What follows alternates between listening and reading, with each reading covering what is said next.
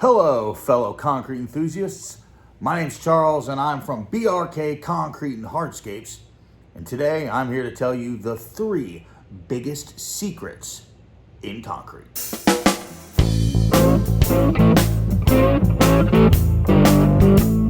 First, and maybe most important, you don't need all these extras. They're just not needed in most cases. Rebar. Rebar's cool and it serves a purpose and it has a time and a place to use it. Not on every single job. In most cases, your driveway does not need to be full of rebar.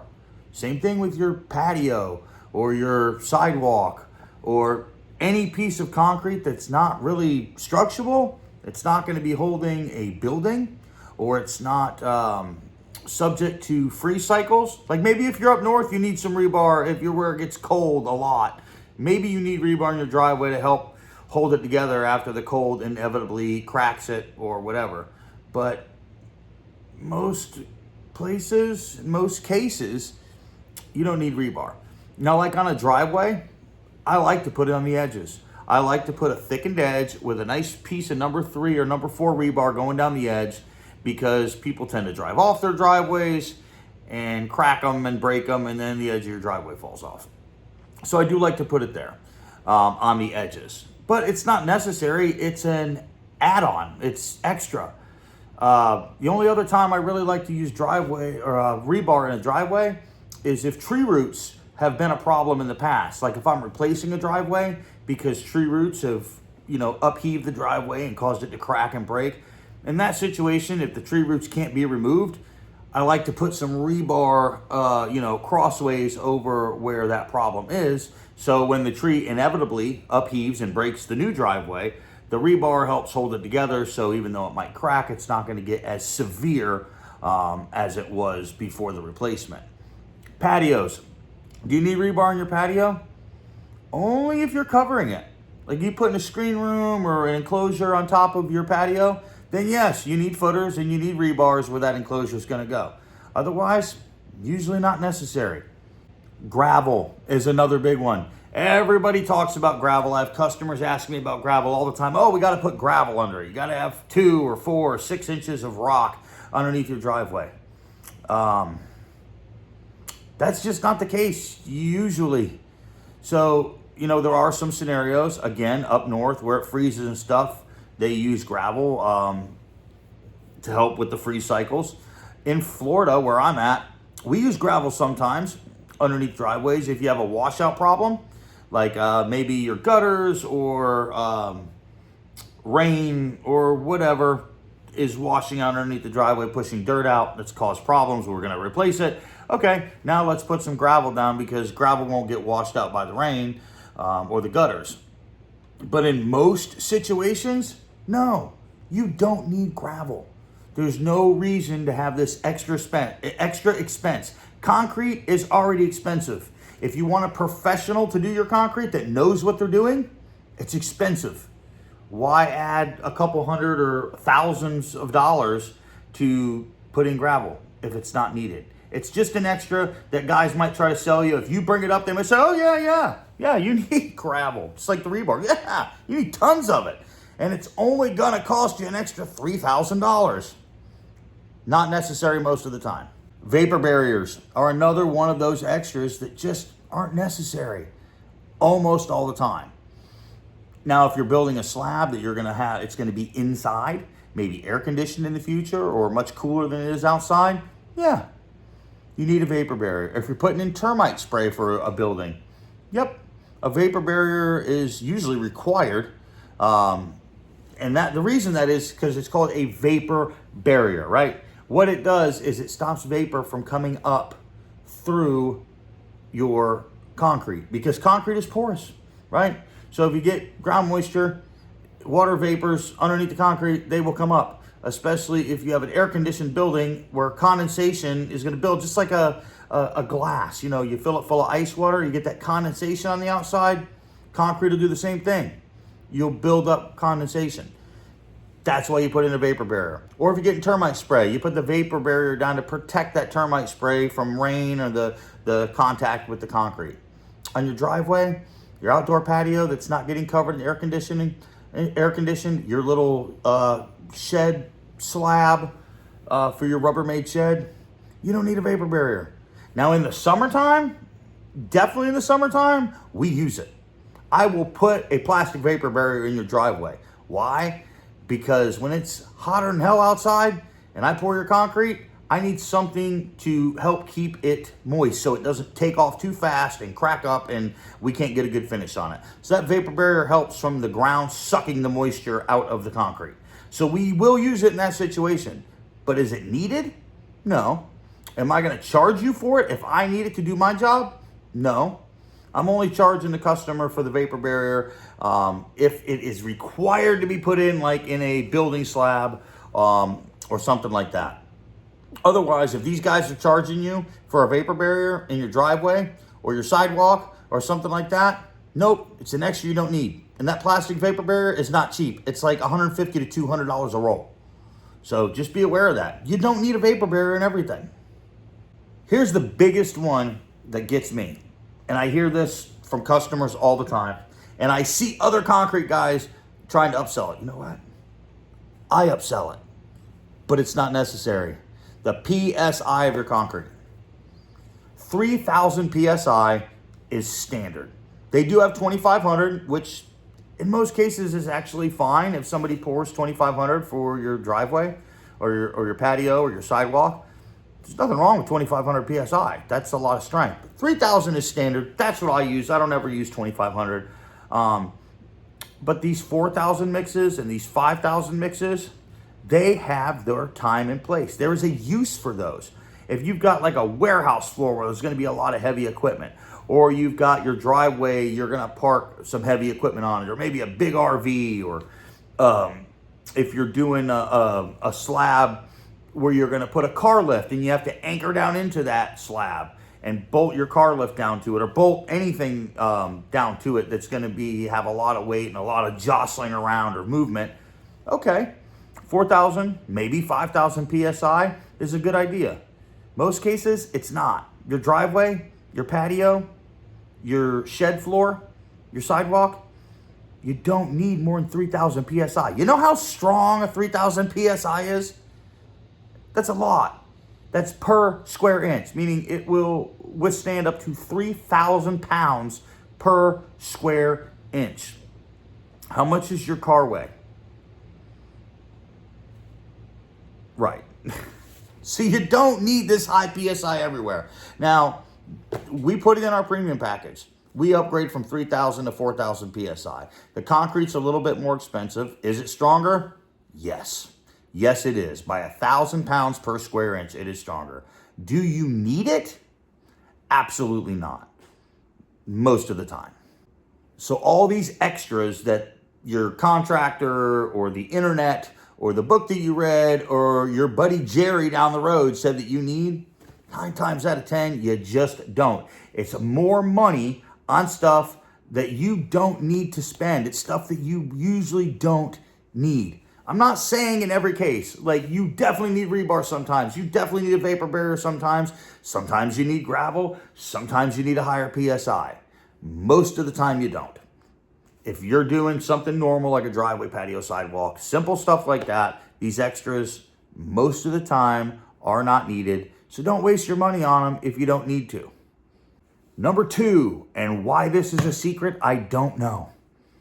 Concrete needs help to cure properly. It's true. Concrete needs help. And there's a couple of different ways to do this. The most common is water curing. And that means keeping your concrete wet after it's been poured and it's hardened up, where you can walk on it, like the next day. It needs to get wet and stay wet. Now, some people do this by hosing it down, putting a sprinkler on it or something. Some people do it with like burlap saps or blankets. You get those wet and lay them all over the top of it. There's a lot of different ways to keep the concrete wet. But if you don't keep it wet, it's going to cure fast. And if it cures fast, it's going to lose strength. And if it loses strength, it's probably going to crack. Well, it's definitely going to crack anyways, but it may crack sooner than you want it to and worse than you want it to. All these things. So it needs help curing. So like I said, the most common and, most way people do it is water curing, which for some reason, like I said, I don't know why it's a secret. Why would your concrete guy or concrete contractor not tell you this? Like, okay, I'm going to pour this. I'm going to come back and cut it the next day, or I joined it day of. Maybe maybe I poured it and stripped it and everything's done. I did everything in one day. Now keep it wet. Like, go out tomorrow and hose it down, and then do it again and again and again and again. Do this for like 2 weeks. Or, if you want to throw blankets over it or burlaps or whatever, go on the internet and search. There's a million videos out there on how to wet cure your concrete, okay? And they're all pretty much right. Like, yes, you need to do that. The easiest way to cure your concrete, very, very simple, is called cure and seal. The day after you pour it, you cure and seal it, which is a sealer that goes in a spray bottle, or you can do it with a roller, I guess. A lot of ways to put it on, I suppose. I do it with a pump sprayer. You put cure and seal on the concrete. This is a sealer that allows the concrete to breathe a little bit so it can cure, and it's not going to get all white and hazy like a lot of sealers will, because it's a cure and seal. It's designed for curing. But what that does is it holds the moisture in the concrete. The reason that concrete needs help curing is because as it cures, it's going to push the moisture out, right? The faster it does that and gets fully hard, fully cured, the drier it gets. And it just, you know what? I'm not a scientist. I just know that it needs to stay moist. And if you put the cure and seal on top of it, that holds the moisture in it that we put in it when we poured it. Like they added water at the plant. We might have added some water on the job. That moisture stays locked in, and it slows down that cure, letting your concrete cure over a full 28 days, which is what you want to maintain your strength and have the absolute best case scenario you can have with your finished product of concrete. You can pour a 3,000 PSI mix, and if it's cured properly, either by wet curing or with the cure and seal, and your 3,000 mix might cure at 3,500 or 4,000. Where if you don't cure it properly, your 3,000 mix might cure at 2,800 or 2,500. So, concrete needs help curing. You have to help it. Sometimes, I guess some contractors might do it for you. I don't know any that do. Most of the concrete guys I know don't even tell their customers that they need to cure it. I tell everybody. I don't know why it's a secret. But cure your concrete. Help it. Cure and seal. Ask your concrete guy or contractor to put cure and seal on it, or go out there and keep that sucker wet for at least the first week, maybe even 2 weeks. As long as you can. It needs it. Finally, number 3, and this is a secret, I think, because there's a lot of people out there that I guess just probably don't know this. Mostly customers, because I talk to them all the time, and I don't think most of them get it. Concrete is very, very easy to do. Concrete is very, very easy to do when everything goes right. It is. Like, maybe not pouring an Amazon slab, but your driveway, your sidewalk, your patio, it's pretty easy when everything goes right. Problem is, no job, everything goes right. Like 1 in 10,000 jobs, everything goes right. And it's like the sky has opened up and God has shined down a light upon us for today. And it like never happens. Like, things go wrong on every single job. Even as little stuff, something goes wrong. Like the day you're pouring concrete, your concrete's late, or your pump truck is late, right? So if your concrete's late and your pump guy's got to wait, guess what? He's charging me, or he's charging your concrete guy if he's got to sit there and wait.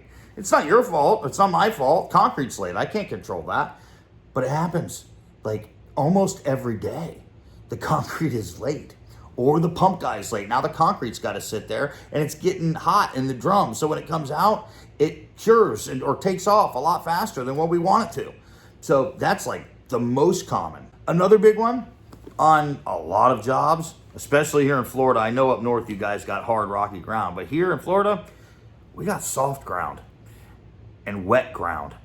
And, we might start a driveway or a patio and stakes won't hold I've made 4-foot long 2x4 stakes and driven them all the way flush to the ground, and they're wobbly because the ground is soft or the ground is wet. And, how do you plan for that? I mean, I guess you can, but when I go out and bid a patio and I'm walking around on the ground and it feels pretty hard, and, I don't know that 6 or 8 inches down it's mush until I start digging and I find it. And guess what? That costs me money. It costs me time. It costs me money. If my big stakes aren't working, I might have to pump the water out of the ground. I might have to dig all that crap out of there and fill it full of gravel. That's a situation where you might need gravel if your ground's just crazy soft. And I mean, you can bring in compactable fill, but that's just sitting now on soft mush that's underneath it. Like, something that costs money, and it's something that happens all the time. It's a problem that we run into, and if you don't know what you're doing, you're not going to know how to solve that problem. You might get stuck. So that's another big one, is just unfavorable ground conditions happen constantly all the time. The other one, which might be the biggest, I don't know if it's concrete being late or it's weather. We have no control over the weather, especially here in Florida. The weatherman has no idea what he's talking about. I get up every single morning really early before the sun comes up to check the weather. Is it going to rain today? How hot's it going to be today? Am I going to have overcast? Like, what is the situation that I'm walking into?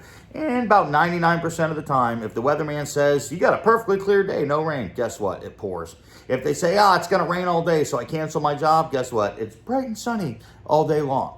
So the weather is not only unpredictable, but it's something that is really, really, really hard to plan for. Now, I've been doing concrete in Florida for a very long time, so I know how to deal with the weather, but planning for it is pretty tough. Like, I go out to pour your concrete today, right? Says it's going to be a beautiful day, everything's set, ready to rock and roll. You're ready for your new driveway. I'm ready to pour it because I'm getting paid when it's done. And, about 10 minutes into pouring that concrete out, it pours down rain. Now I got to cover it with plastic. We got to run around and make sure your surface doesn't get washed off. We're soaking wet. We're running through wet concrete and mud, and it's wet, and it's nasty, and it's uncomfortable. And I got to do something. I got to pay for that concrete that's on the ground and is sitting in that truck, and the other truck that's probably coming behind it. And I got a pump guy out there pumping concrete, and I got all these guys around here, and it's just a cluster. But I have to deal with it. And we're professionals. We know how to deal with it, and that's what we do. Another scenario is we're pouring your concrete, and it's 1,000,000 degrees outside. Said it was going to be 85 today, and it's 102. Concrete tends to do something when it's really hot, and it's what we call flashing. Takes off, explodes, gets hard way faster than we can keep up with it. Again, something that we're used to because it's just the nature of the beast. It's part of what we do. But if you're a novice, inexperienced amateur concrete guy or new to the game, that'll ruin your day and drain your pockets really, really, really, really quick. Another thing with the heat is your guys. I've got guys out here been doing this a very, very, very long time, and they still fall out in the heat.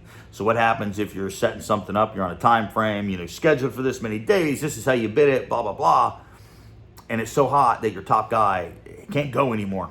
He's drank his water, he's sat in the shade.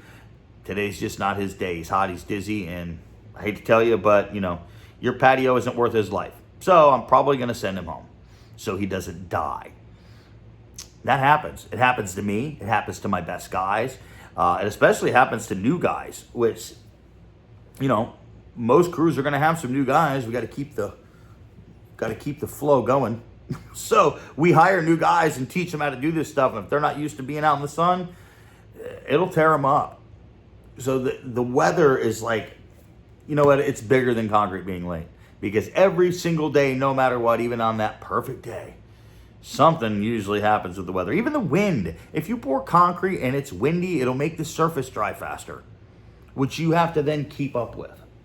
So that secret, which maybe you know, maybe you don't, but it is one of those things that I guess people that aren't experienced with concrete don't know and don't understand, is that everything, well, not everything, but every day, something goes wrong. being a professional is how you deal with it and how you conquer that situation and still give an amazing concrete product to your customer in almost every scenario as best as you can. All right, so I always try to give you guys a little bit of bonus if you stick through to the end of the video, and here's my bonus for today. The fourth secret. The fourth secret is this. You as the homeowner or the customer, it's cool if you watch, right? Awesome. No problem with that. Hang out, watch, maybe learn.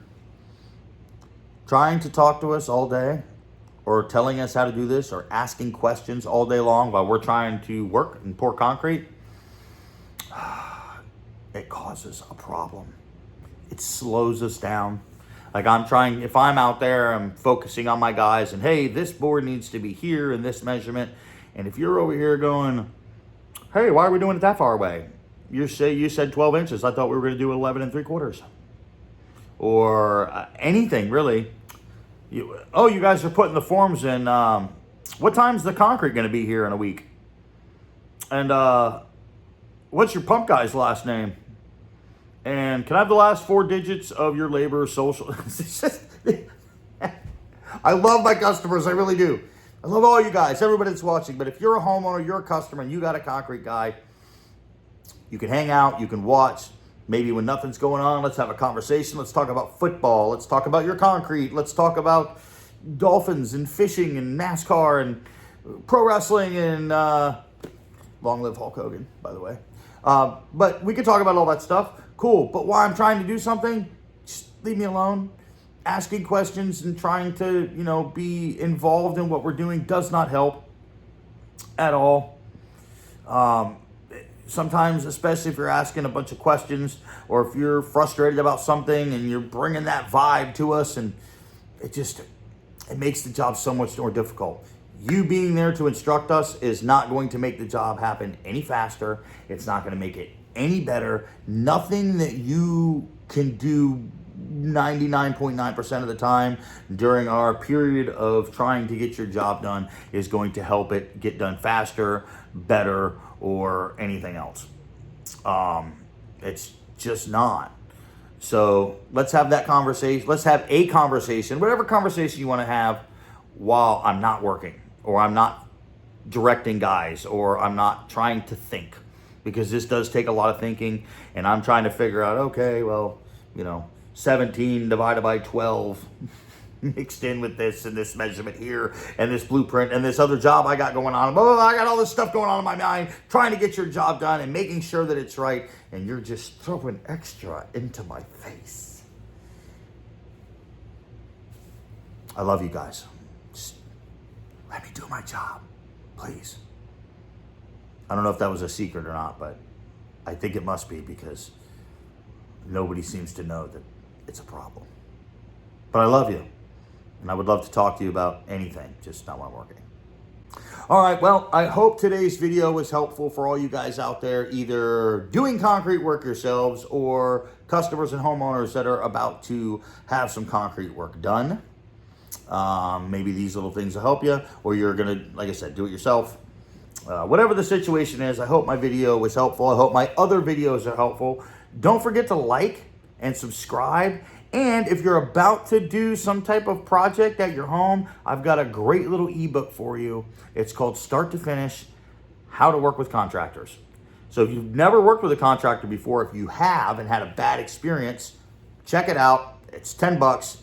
You download it, it gives you all this stuff, and there's some sheets in there that help you navigate the whole thing, and a lot of tips and a lot of tricks, and just full from start to finish, how to find, how to hire, and how to deal with a contractor that's going to be working at your house and help you navigate that situation so both you and your contractor have the best outcome at the end of the day. He makes his money, you get your project the way you want it, and everything is just hunky-dory. So check that out. It's in the link below. You can download it. Again, like, subscribe. Thank you for watching, and have a great day.